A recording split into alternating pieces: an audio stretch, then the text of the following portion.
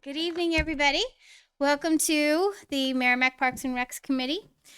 Today is October 19th, Thursday, and we are Wednesday. Sorry, Wednesday. I'm trying to get the week over faster. And we are starting at approximately 6:59. I'd like to introduce everybody. My name is Tracy McGraw, and I am the chair. I'm Christine Lavoie, co-chair. Laurie Janes, member. Maureen Howell, Senior Representative. Rick Rainier, MYA rep. Cameron Gomont, student representative. Lon Woods, council rep. Naomi Halter, school board rep. Phil Przewski, member. Michelle Creswell, secretary. And Matt Kasparis, Director of Parks and Rec. Great. And thank you guys for being here. It's nice to have a full house and full seats. Has everyone had a chance to take a look at the minutes from last month? Okay. Any problems, any questions, any revisions?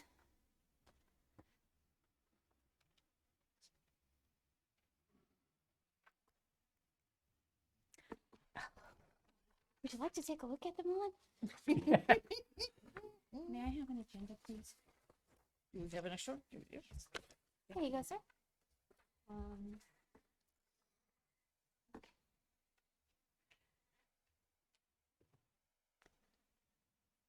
I think people are still reading. That's okay. We'd rather be right.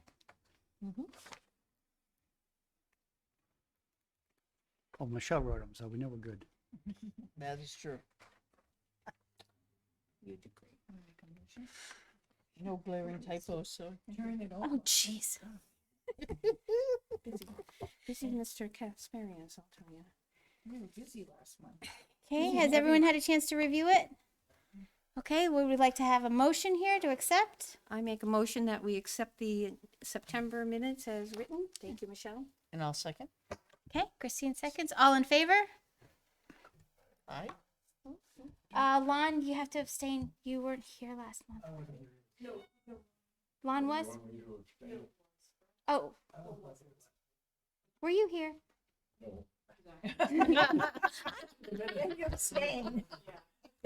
And you have to abstain. In spirit. Okay. Okay. Good boy. It's been a long month this day. Halfway through. All right. So, to our agenda. Matt, did you want to talk about The budget. Mr. Druin? Oh, Well, he's sitting here so we can introduce him to everybody. Sure. Okay. So we have a young man in the back. His name is Michael Druin. I'm sorry. He's with the Lions Club and many other things that he's been a part of with our town.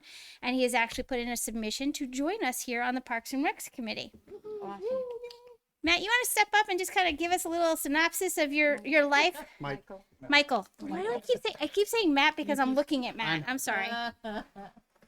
Hi. That's it. He's in. He's walking. Yeah. Yeah. Well, partly.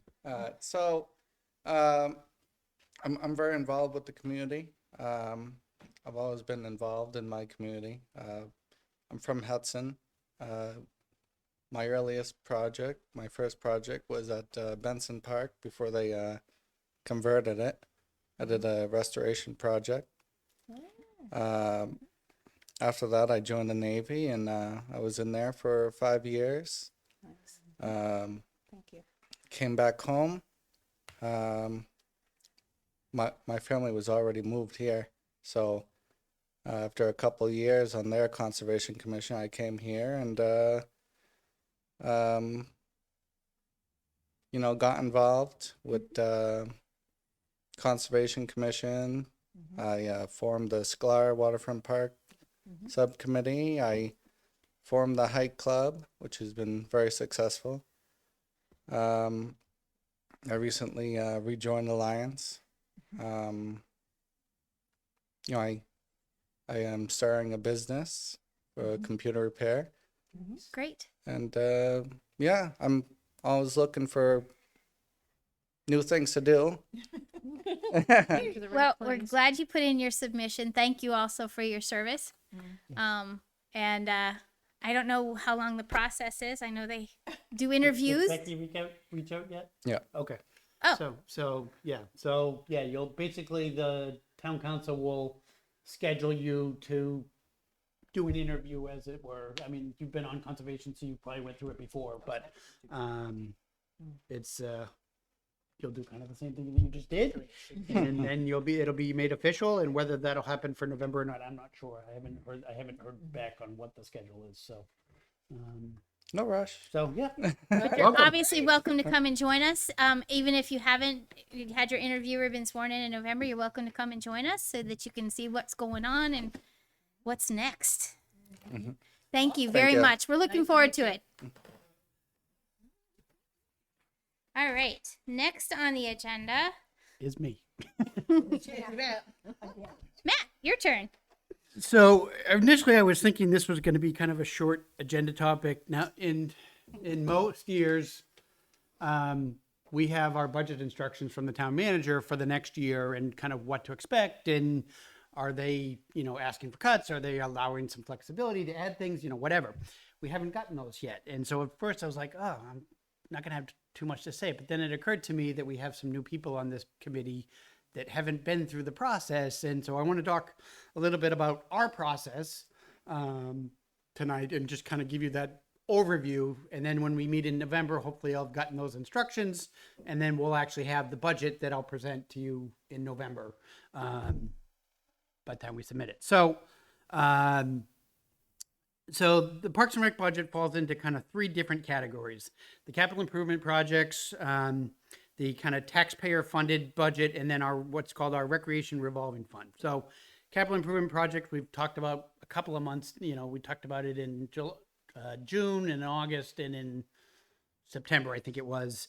Initially we had the three projects that we had proposed to move forward.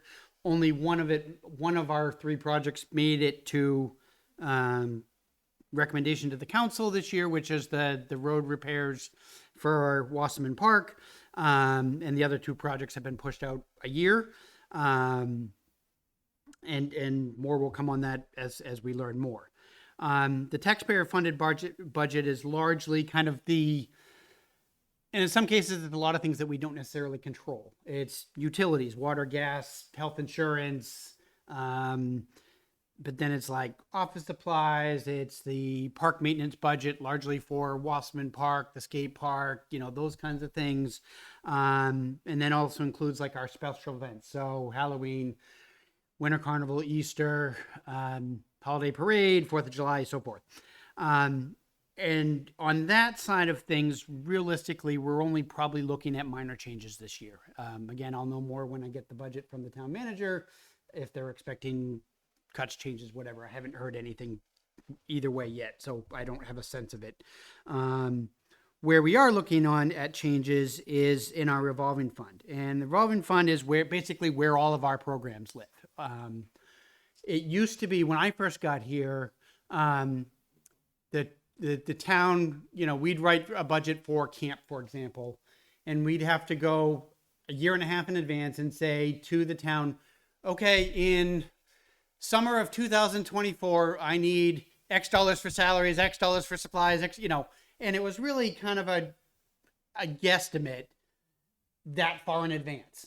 And it didn't allow you to any kind of flexibility. I mean, we've had kind of tremendous flux. Obviously, cost of expenses have gone through the roof, wages have gone through the roof, And so one of the things we did, 6 years ago now, I think it was establish what's known as the Recreation Revolving Fund. And it's a budgeting system, specifically for municipalities, but for kind of recreation enterprises.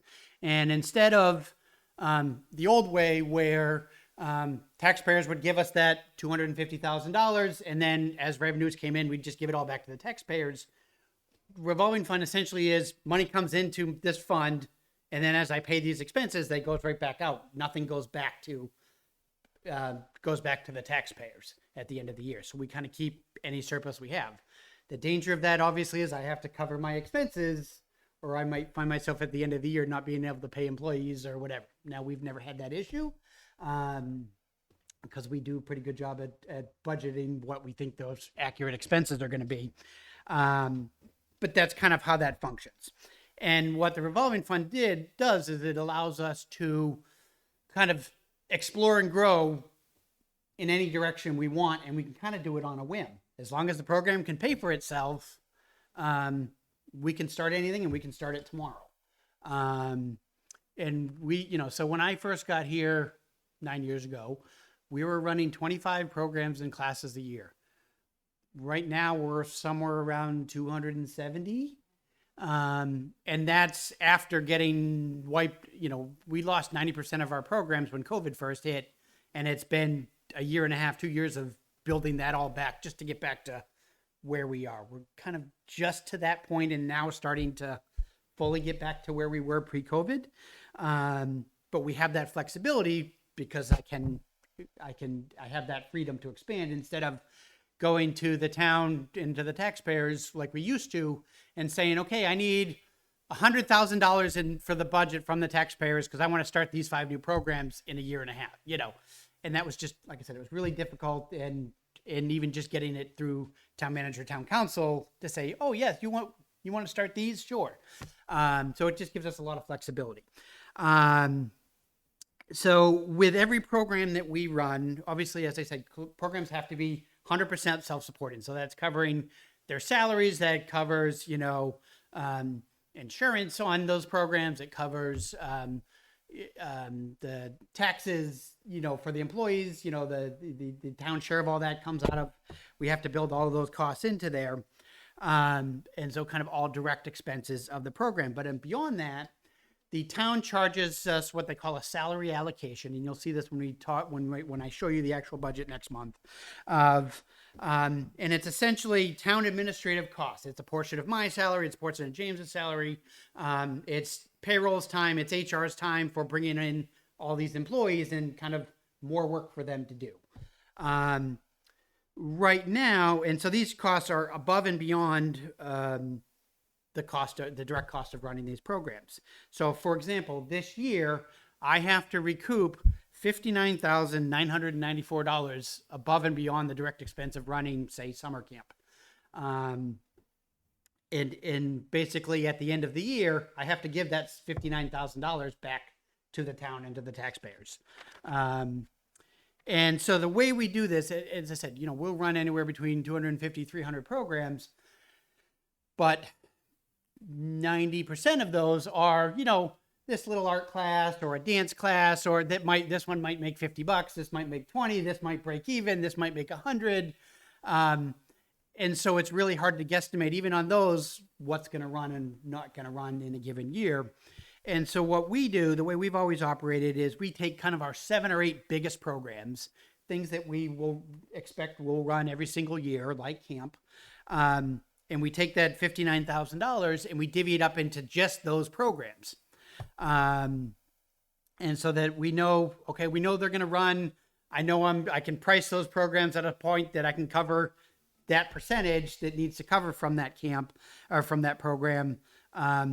And we're covered in good. And if for some reason camp, for example, if say camp needs to generate $34,000, and it only covers 32. Well, I've got all these other little programs that I can usually make up a shortfall if I need to.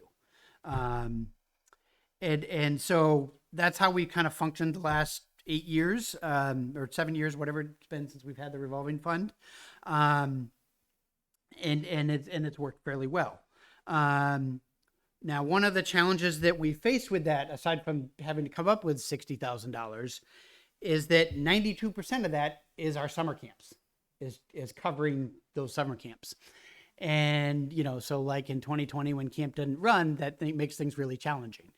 And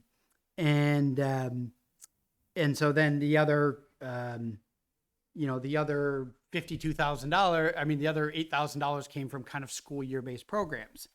And obviously school year programs largely right now is kind of, there's all the random little classes, and then we have like our parents' night out program, school vacation weeks, those kinds of things. Trail races, wilderness first aid, those kinds of things.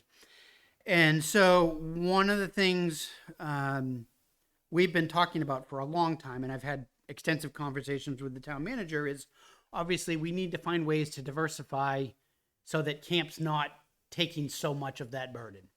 Now, obviously, MYA runs all the sports in towns, and even if they didn't, we don't have any field space available to offer more sports, and so sports are not an option.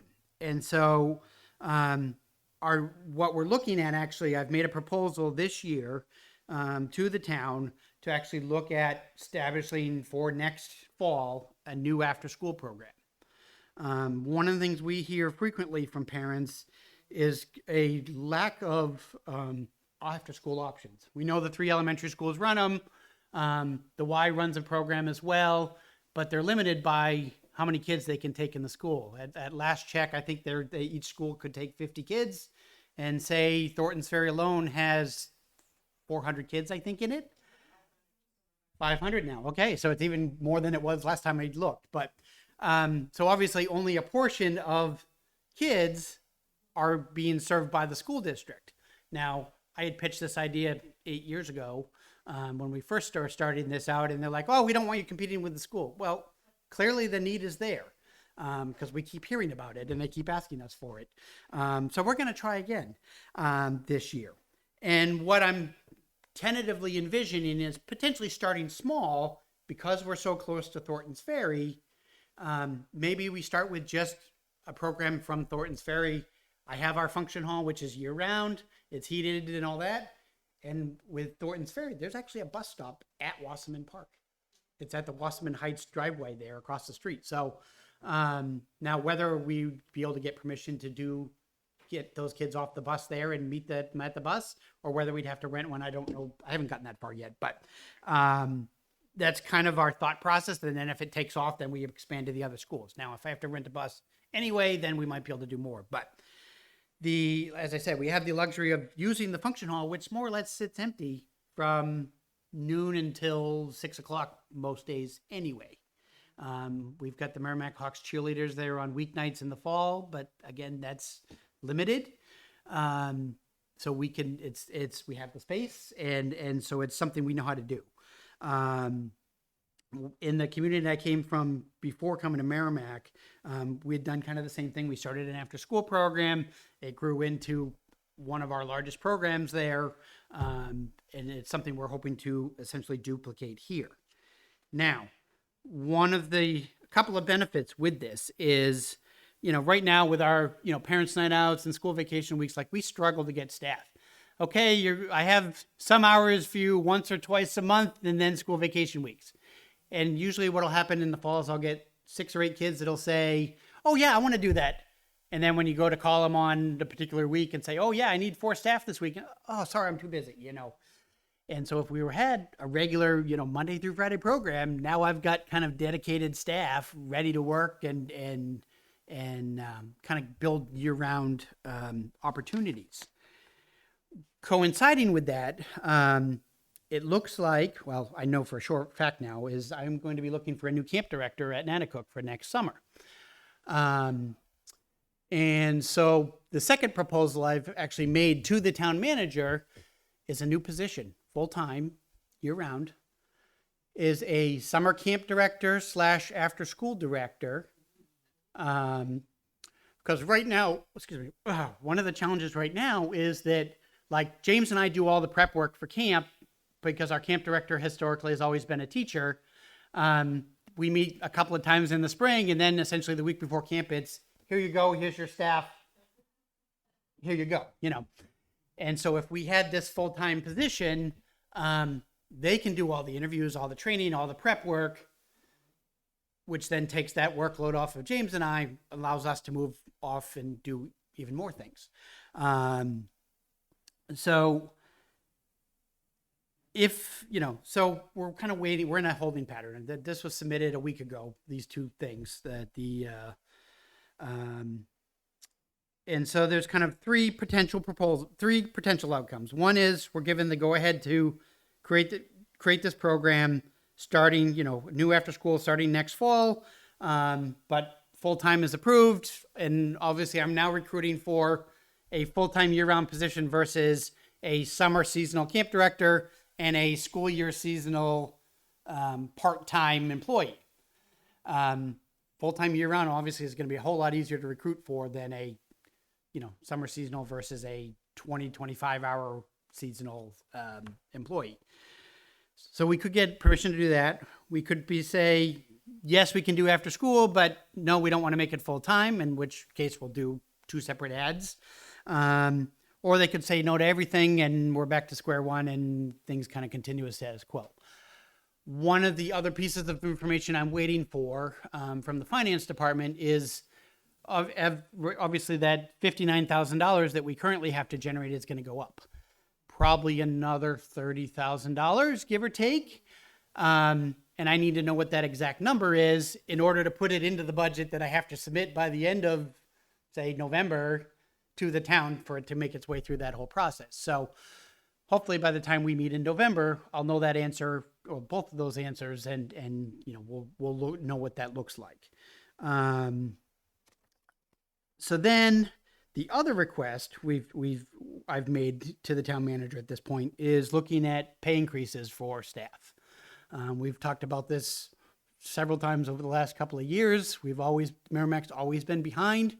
And it used to be okay because even though we were only paying $10 or $11 an hour and Dunkin' Donuts was 14 or 15, they were getting 10 or 15 hours and it was nights and weekends. And I was guaranteeing, Monday through Friday day shift,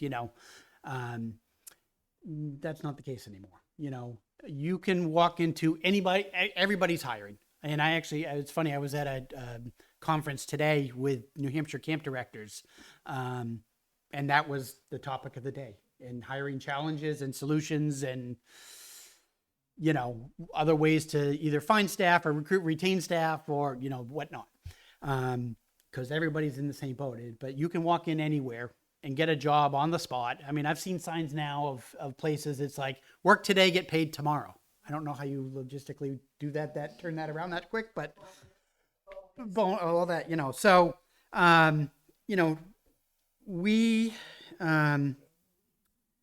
and so right now, I mean, we went up $1 across the board a year ago, on which put our 16 and 17-year-old junior counselors at 10 and a quarter. It put our 18 and older kind of college age kids at 11 and a quarter. Lifeguards were at 15 and, up from there, compared to Duncan's, who's routinely starting at 15. And like I said, you can get pretty much whatever schedule you want nowadays, at any of those places, the outlets, whatnot. Anybody that hires high school kids, or college kids. So I've actually submitted the next proposal I've submitted this year that I'm waiting for an answer on is a $4 an hour across the board increase on every position. So that would put 16 and 17-year-olds at 14 and a quarter, college age kids at 15 and a quarter. So now we're at market rate. And unfortunately, that's where we need to be. I read something, a story the other day from the Department of Labor that basically said this isn't going anywhere anytime soon. And so, I mean, we struggled mightily this year to get staff. And I think I told you before, at one point, like we were sold out, camp was sold out in February. And at one point I had something like 600 camper registrations and only staffing for 300. And I was panicking, and we didn't finish. Well, technically I didn't finish hiring this year until July, and I didn't fill every position we had, and it is what it is. And we just can't do that anymore. It's only going to get worse. And so I am waiting for an answer to that question too. The nice thing is, obviously, it's coming out of camp. It's not coming from the taxpayers. Yes, it will raise the cost of camp.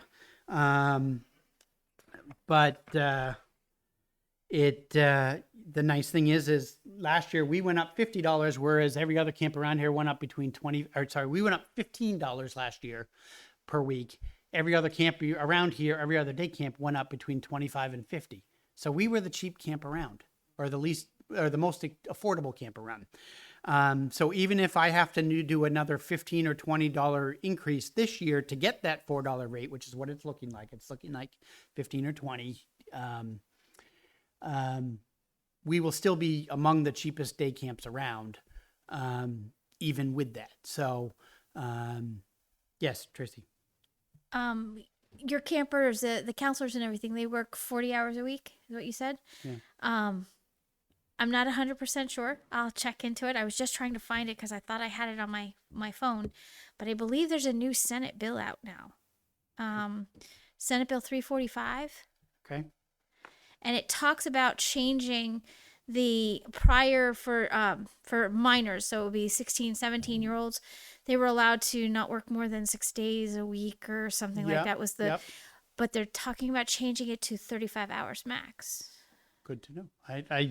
I'm going to pull it for you and I'll send you a copy All right, of it. I've marked it down here, so I vaguely recall hearing something about it, but It's not on the Gen Court site. You have to find it through yeah, a lot of things. through the New Hampshire Camp Directors Association, the association retains actually a lobbyist.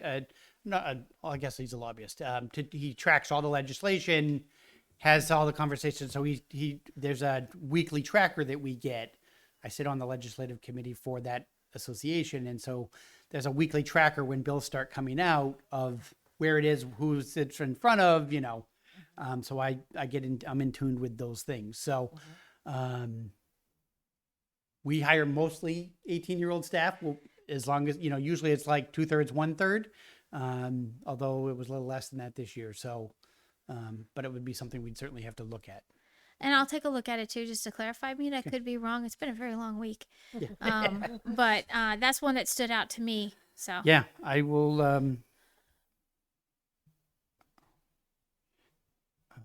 for 16 and 17. No, that's okay. So anyway, even if we, so we're waiting on an answer from the town manager and HR on if they're going to be supportive of that or not. Again, I need to know by the end of next month in order to submit the budget. And in order to submit the budget, I need that answer. So, so hopefully I'll know by the time we meet in mid-November. And obviously, if say they tell me, okay, we support a wage increase, but only $2 across the board, not $4, then obviously the cost of camp's not going to go up as much. But we'll see. And obviously the full-time employee will affect things too. So, so more on that. So that's my primer to the budget that we'll talk more in depth about next month. Questions on kind of budget and the 3 types of funds? I don't have a question. I have a comment. Matt, I remember when you joined this group and you've made so many amazing changes, and the programs alone are just amazing. So keep up the good work. This really shows more thinking again on innovative, creative ways to keep this going. And these 3 things are going to be an awesome effort, and I'm hopeful that it will go through. So thank you for all your hard work, and James. James, where is he? Right? Right. With the baby. yeah, all he has to do is send pictures and then he's excused. Right? I'm sure he'll be happy. If you come to the Halloween, we'll talk about Halloween in a minute, but if you come to Halloween, I'm sure he'll show you pictures. Excellent. Anyone else have another comment? All right. Well, I have to echo what Laura said. Matt, things have changed so much in the last 8 years. Long before I came on the committee, I saw changes out in Wasserman from the point where they filled the pool to now, and it's been absolutely amazing, and it's turned this community into a community where people actually want to become even more and more involved in everything that's going on, and I think that that's what makes this town so great. So thank you for that. We're and to that point, I think we've now done over $600,000 in improvements just at Wasserman. And if we get the road done this next year and the couple of other things that are in the next couple of years that I'm trying to do, we're $8-9 million in improvements just there because it needed it, unfortunately, So, Thanks, Matt. yep. All right, so next is going to be Christine and the doggy park.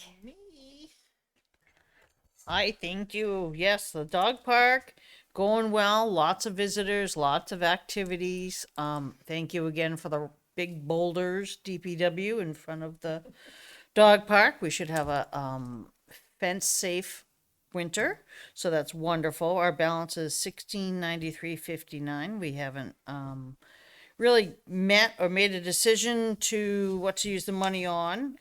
Winter is coming, so we have fall cleanup we're hoping to have. hard to get volunteers as we know this time of year, and you've seen that with everything you've been going through. So not sure how that's gonna work. We'll probably need an assistance of the maintenance gentleman, trying to get the weeds cut back. Yep. And probably try and do a general cleanup just to make sure as we go through winter and the snow comes, Yep. you know what isn't packed down and safe for spring. So that's one of our goals. We're always taking poop bag donations, and not just the little ones, but the big ones that go into the tins that are on side, or boxes that are locked up there. I think we're out at this point, so any donations are welcome. They can reach out to Matt or the Facebook page, Friends of the Merrimack Dog Park. And I think, yeah, that's really right now. Cleanup and weed control is on the top of the list. And can you think of anything else? I know we have the virus, and I haven't heard anything else new about that at this point, but maybe you have. Unfortunately, there's been a couple of cases in Merrimack. Awesome. And I will say, just to make it very clear, this is not just a dog park / going to the vet or boarding virus anymore. The dog that I found out about today actually is a homebound pup who doesn't go to daycare, doesn't go to the dog park, doesn't go to other places where there are other dogs, goes one place about once every 4 to 5 weeks to get groomed. And that's the extent of it, and is picked up right away. And he's on antibiotics. He's doing well, chasing squirrels and chipmunks. So, but there's been a couple of others, couple of them a little bit sicker than that. But so far, they're all going to make it. They're all good. But I just wanted to be clear, this is not just dog parks and boarding places. So, don't think that your dog is safe just because they're at home all the time. Who knows how else it's spreading. And I think there was also something, Matt, you had shared with us, something about pipes going into the park. Yes. Did they drop that off? I have not had a chance to look over. The Yes, sorry. Public Works found a short, kind of wide-barreled plastic pipe that they Yep. were supposed to drop off up there that we were going to place somewhere and kind of bury in as an amenity. That's right. It's definitely not as big as I thought. It's maybe 4'6" in length, and diameter is probably at least 3 feet. So we can be able to bury that 6 or 8 inches, and that way it won't move around too much, and dogs can go through it and have a grand old time. Just give them something else to get all excited about. So yeah, It let's was put it that was on the the list. same diameter as the one we used for the race that we borrowed from them, but it was not as long. Yes, about half the size. Yep. So it is over there. It's on the left side there, right in front. Correct. Yep. And how are we going to make sure that this doesn't roll? Because we have kids that, even though they're not supposed to play on the dog park things, it's fun. It's fun. It's what kids do. And a rolling concrete thing. It's not concrete, so it's plastic. Oh, So okay, it's not too okay. bad. Matt, that's from me. And that's an option too. Maybe we leave it for 6 months of the winter, let it be movable. I know the ones in Hooksett are movable, and they're definitely a lot longer. Yeah. But they're not like concrete, so Yeah. they're pretty light. But people are people, so it's a decision. Maybe we'll let you decide that whether we should have it sunk 12 inches and Maybe we just see how it goes, and Yep. if it becomes a problem, or if it really, we don't need to waste time if it's not an issue, but right. see what happens. Okay, so maybe we'll get that pushed into the park and see what happens. All right. All right, great. Thanks, Christine. You bet. And, oh, wait a minute. We're back at Matt. We're back at That's right. Absolutely. This should be fairly quick. So Natticook Challenge race was 2.5 weeks ago. Had 87 runners and in our 5K obstacle course race at Wasserman. So it was our highest year yet. Lots of new faces this year, which was great too. We did unfortunately have one person get injured during the race. She doesn't fault us. Has already told us that she plans to run it next year. And actually, we comped her a membership or a race registration for next year already too. But was all excited and just fell funny, and it is what it is. But it is okay. The septic line repairs, which I talked about last month, as I said, we had that broken line by the playground in a place that we never knew there was actually a septic line. Has been fully repaired. And fortunately for us, DPW was able to do all the work in-house.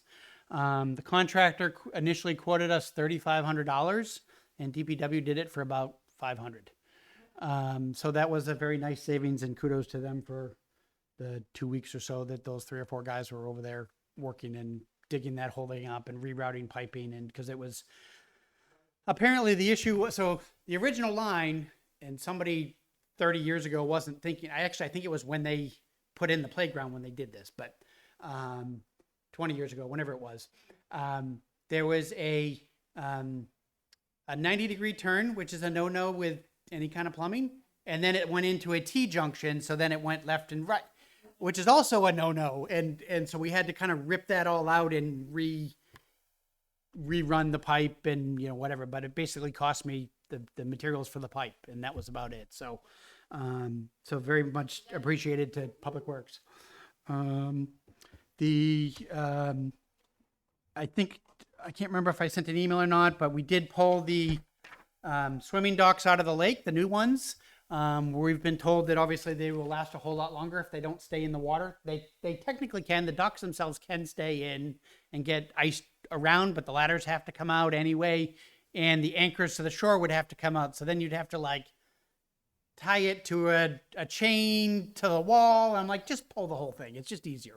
So that's been done, obviously, and you know we'll go back in next spring. The Boy Scout George Schwartz, who is doing his Eagle Scout project from 424 with his stair project at Twin Bridge, has started work on his project, which is basically to make it addresses the erosion issue, but it also will make it an easier walk down that hill for people, particularly if you have like knee issues and just mobility and you know that kind of thing. It's a little bit easier, more of a gradual step down instead of walking down what right now is kind of slippery pea stone or loose gravel or you know. So this will be much nicer when it's done, but he's planning on getting done before winter. So that's coming along really nicely. And we've had several people comment on it already. We now have the ability, it's taken us 2 years which is mostly me trying to find the time to do this for 2 years. We can take online reservations for renting Abbey Griffin Park in the gazebo, as well as the Watson Park Pavilion and gazebo over there.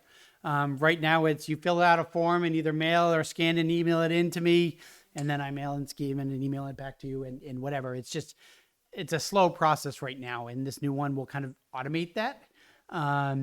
Obviously, rentals of both those facilities is free, but we asked obviously for the reservation so that we avoid conflicts and people showing up and going, oh, I'm just going to do a quick wedding ceremony, and find out that there are days when there's 2 or 3 of them down there in a day, you know, especially on a nice fall weekend, you know. So eventually, we will do the same thing with the function hall, obviously, which will not be free. And then also athletic field rentals to it. Not that we have a lot left once we get through all the league schedules, but eventually we'll get there with those as well. So we figured out how to do it and make it work in our system and all that. So that's all nice and done. So just a nice new addition. Bouncy house there last week. What's that? A bouncy house was there at Watson last week. Yeah, which they're not supposed to do, but Well, it was huge. I'm surprised they didn't blow the power then, because, you know, that's why we tell them they're not supposed to have them, because they usually will trip the circuit. But, Yes, it was huge. I mean, it's got a GFI protector on it, but I mean, it's just going to trip the circuit and deflate. But, and the other issue is obviously you can't stake into the park because of Yeah. what's beneath the ground at Watson, check? you know. So, you Well, know, the it's bigger one of problem those is you things. have to stake those things down. So Yeah. I'm kind of wondering who checked that one out.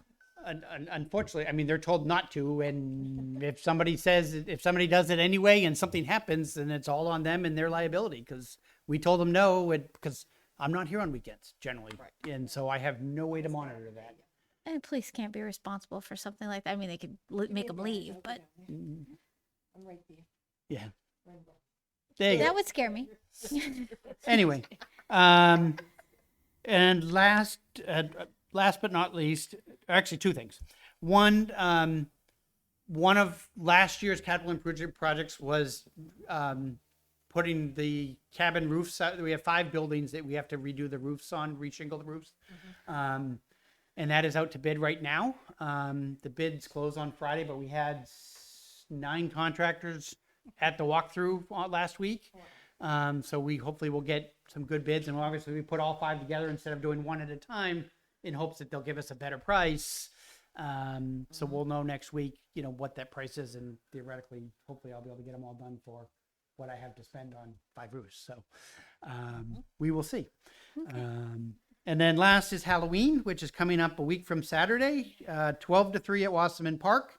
We currently have 23 business and community organizations with games, crafts, and other activities. We have Merrimack Friends and Families, who will have hot dogs, baked goods, drinks for sale. And that's basically the only thing, is the food is the only thing that costs money over there.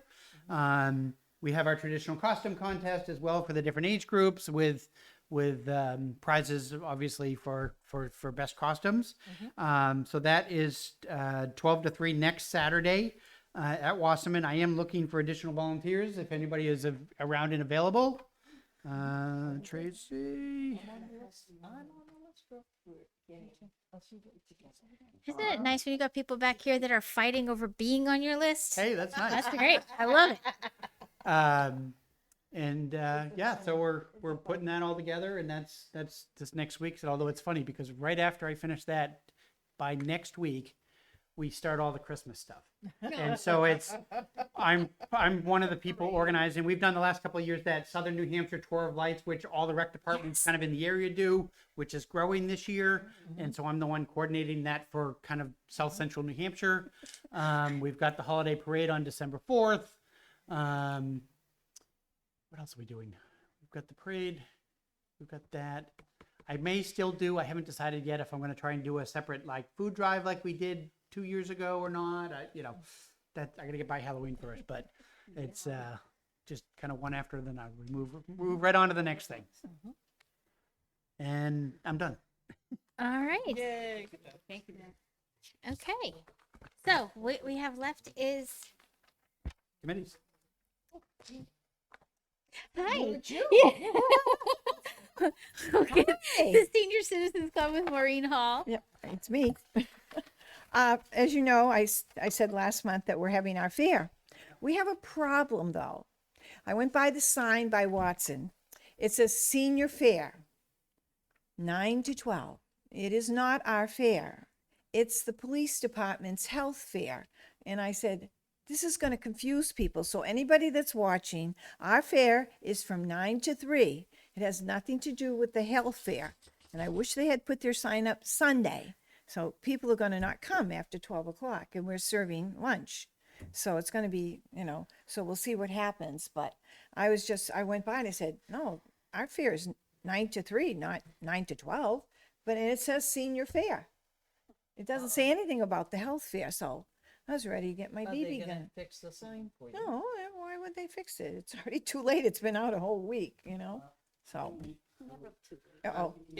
It's never too late to fix it, so I you would think? email Well, them, it's yes. Saturday, our fair's Saturday, so maybe. But it just, senior fair, excuse me. Matt, you have a contact for that? Okay. Oh, good. Well, my BB gun was ready. No, it wasn't.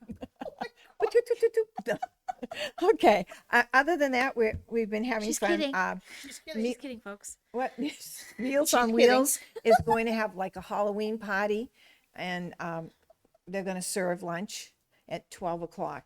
So, all right. Hope to see everybody at our fair. So Where is the fair again? at John Leary Center Excellent. on Church Street, and we're having food. We're having some crafts. We're having antiques, special antiques, and baked goods. Lots of baked goods, which I have just finished baking some bread. So, so please come. Right? So One. just to let me clarify something real quick. So is there going to be the two fairs are going to be at the same location? No. Their fair is the 26th. So the health fair for the police department is on the 26th, but that's the sign that's up. Yeah. And the craft fair for the senior center is That's actually taking place on the 22nd. 22nd, and that's from 9 to 3. So that's a good clarification. We got 2 different days, not the same day. But it says senior fair, so that's very confusing. So So we need to fix that sign, and then when that event's done, they put the next sign up. yeah, well, sure. We'll have to talk to I them. think Matt's got it Matt's handled on it. right now. All right. Rick, MYA? Thank you. Football, soccer, baseball, and softball are about to wrap things up in the next couple of weeks. And we have registration open for our basketball program. However, that will close on November 1st. So we have about a week left for basketball registration. And also on November 1st, lacrosse registration will open. And as usual, I want to thank Gatange and Elbit Systems for being such good community neighbors and sharing their fields, which we are obviously in need of. And people can find more information at MerrimackYouthAssociation.com. That's it. Thanks, Rick. We appreciate it. You're welcome. Keep reminding us about the field. We're going to stay on it. We'll stay on the town. We'll find it somewhere. You know, they built that island thing off the coast of Manhattan, and they put the pylons in the water, and they basically created this island that has grass and trees on it. I'm thinking over the Merrimack. Right, exactly. Right? Lon's already laughing at me. All right, Cameron for student rep. Well, some people have been asking me about like frisbee golf, and I was wondering if there's any place in town they can play that, or like where I can send them to do that.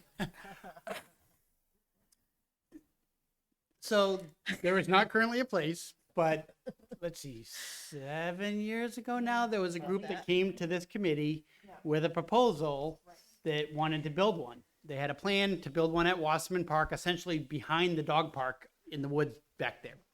They went through the whole process. They were going to raise all the money. They got permission from the council at the time. Go raise the money and do it. You know, town wasn't going to commit any funds to it. After about, they said, oh, 6 months, we'll have this built for you. After 2 years, they had only raised $800, and the leader of the group moved out of town, and it fell apart.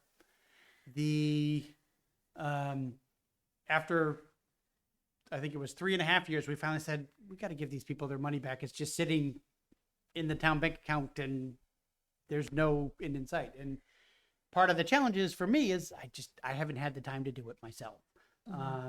One of the things I'm hoping to do, hey, if I get this new full-time position, then maybe I'll have time to tackle it. But there's a plan written up and for a full 18-hole course for Wasserman. It's, if I want to do, last time I looked, it was like $7,000-8,000 for a 9-hole course and like 14 for 18 holes with the tee boxes and the baskets and all the equipment and all that. I've dabbled on, you know, if I could get scouts to build part of it and whatever, and I have not had the time, unfortunately. So there is a plan, and I hope to get there eventually. The closest place to play is Amherst right now, unfortunately. Amherst has 2, I think. So, but it's on my radar. Was there anything else, Cameron? No. So we want golf. I get it. Frisbee golf. Okay. Lon, town council.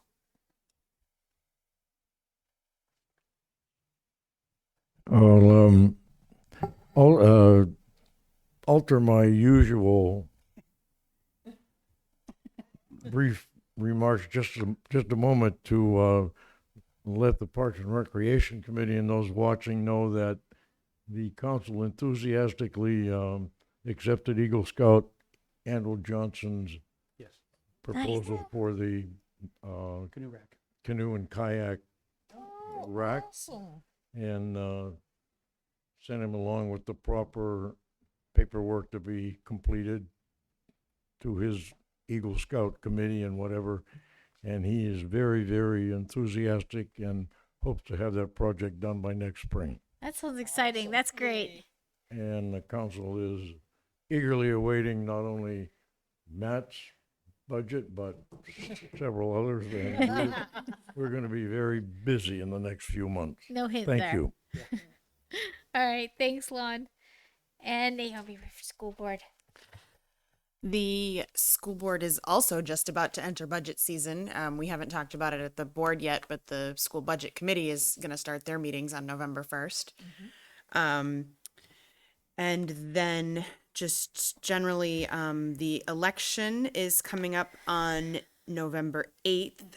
There will be school, and two of the polling places are schools, the upper elementary and the middle school. And the school board would like to remind the public that there is to be no setting up of campaign materials before 6 a.m. on the day of the election on school property. No parking vehicles overnight. So if there's candidates or if there's members of the public who are supporting candidates who want to get there to support, they can do that starting at 6 a.m. On election day. And then there is no school on November 11th for Veterans Day. Great. Thank you. All right. We have Michael from the public. Do you have any comments, sir? Well, I told you you'd be put on the spot. about the island and the river. Oh, jeez. Merrimack owns 2 islands in the river. So, you know. So we just need a bridge then, and then build the field on top of the island and a bridge that'll support all of the equipment and the kids going back and forth. Yeah. I think it's going back to the laughing at me for even making this suggestion. I'm sure you will. All right. Any comments from the committee of everything we've heard tonight? Just one thing. Last month, Cameron, you asked about pickleball. What's the status of the pickleball situation at this point? Has that changed at all?